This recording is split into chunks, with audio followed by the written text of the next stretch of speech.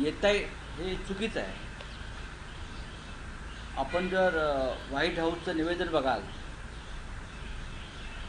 आपण जर ट्रम्प यांचं ट्विटर अकाउंट पाहाल, म्हणजे एक्स अकाउंट पाहाल, तर ट्रम्प यांच्या सूचनेवरूनच भारतानं युद्धबंदी स्वीकारली. डोनाल्ड ट्रम्पचा संबंध काय?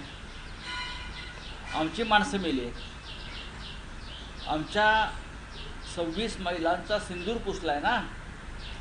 मग ऑपरेशन सिंदूर पूर्ण झाल्याशिवाय ट्रम्प हे मध्यस्थी कोणत्या अधिकारात करताय?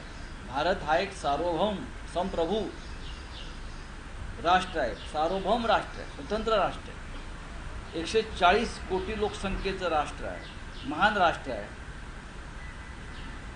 ट्रम्प सांगतात आणि आम्ही युद्धबंदी करतो. कोणत्या आधारावर, कोणत्या अटी शर्तींवर? काय मिळालं आहे भारताला? युक्रेन आणि रशियाच्या युद्धामध्ये जाहिरात केल्यानंतर भाजपने पापाने वार रुकवा दिया, मिस्टर मोदी. मग आता अमेरिका के पापा ने वार रुकवा दिया क्या? पूरा बदला लेंगे, ये भाषा होती, पूरा बदला लेंगे, छोड़ेंगे नहीं, पाकिस्तान के टुकड़े करेंगे, पाकिस्तान के तुकडे करेंगे.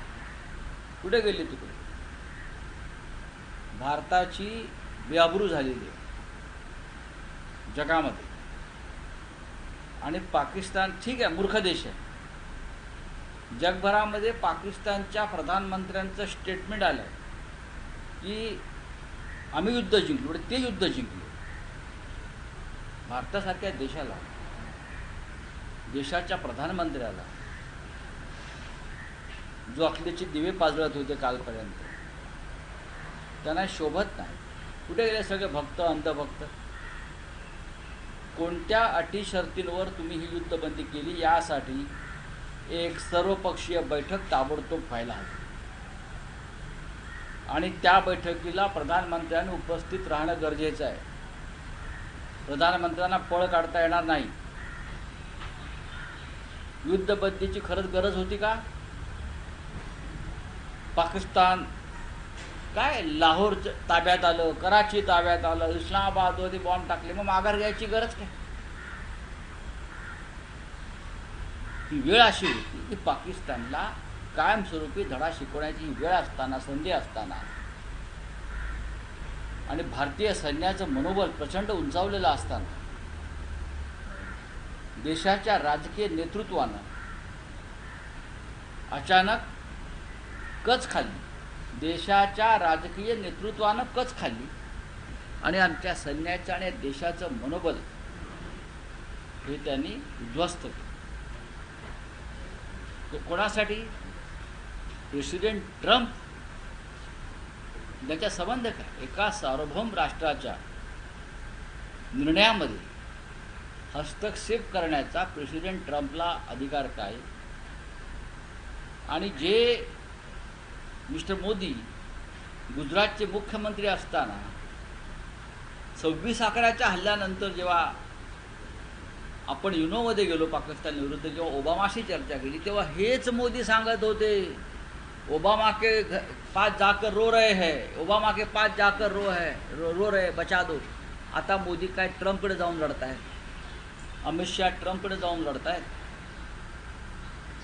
या देशाच्या हुतात्म्यांचा, ज्या 26 माय भगिनींचा सिंदूर पुसला गेला, त्यांचा त्यागाचा केलेला हा अपमान आहे. हे सिंदूर बिंदूर हे सगळं राजकारण झूट आहे त्यांचं. मी आता स्पष्टपणे सांगतो, काही माघार घ्यायची गरज नव्हती. या क्षणी जेव्हा आपण एका टोकाला जाऊन पोचलेलो आहोत, तेव्हा अशा प्रकारचा अवसानघात करणं हे कोणाच्या तरी दबावाखाली कोणाला तरी फायदा पोचावा यासाठी ही युद्धबंदी जाहीर केली. भारत सरकारने काहीच केलं नाही असं दिसतं. काय करायला पाहिजे होतं म्हणजे काय? भारत सरकार कोणाला वाचवत आहे? ट्रम्पला मध्यस्थी घालून पाकिस्तानला की लाडक्या उद्योगपतीला? भारत सरकार ट्रम्पची मध्यस्थी स्वीकारून मुळात ट्रम्प कोण? नुकसान भारताचं झालेलं आहे, नुकसान जम्मू काश्मीरमधल्या आमच्या अनेक राजौरी पुंचसारख्या गावांचं झालेलं आहे. पाकिस्तानच्या हल्ल्यामध्ये आतापर्यंत 20 सिव्हिलियन्स ठार झालेले आहे. नुकसान पाकिस्तानचं झालं आहे का? मग ट्रम्प आणि इस्रायल आणि गाझातलं युद्ध का नाही थांबवलं? लोकशाही मराठी ऐका, पहा, जागरूक रहा.